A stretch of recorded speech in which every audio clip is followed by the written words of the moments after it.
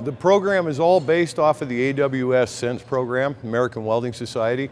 Most of the standards that are set, they're all set by AWS, and not only in the US, but around the world. And so I base the program off of that. Okay. The two instructors that we have in here, myself and Trenton, were are CWIs, so we're certified welding inspectors through AWS.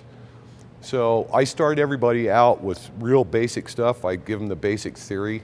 They start out doing shielded metal arc or stick welding. That's probably the easiest one to start everybody off at. We go from there to the gas metal arc process, to the flux core process, to the gas tungsten arc process, which are the four processes that are used mostly in industry. And based on what their skill level is, they have the opportunity to get certified through AWS in all of those processes. Cool. Which makes it so if they go to get a job, I'm not going to guarantee that that's going to get them the job, but it'll get them past the secretary.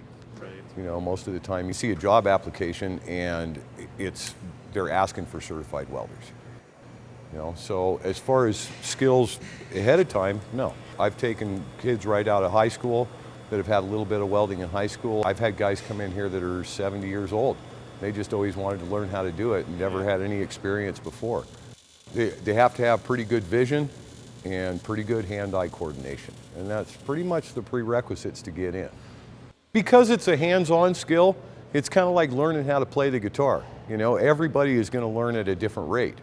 So the lab situation, I don't hold anybody back. I progress them on no matter what class they're in.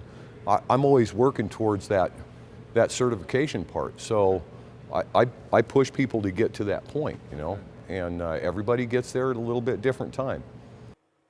The other thing we're trying to do is we're trying to make modules for the program so that an employer could send somebody in here that they want to increase just a certain skill set without having to go through the whole program. And so that way they can take different modules and just take the parts that they need for their job. So more specialized training.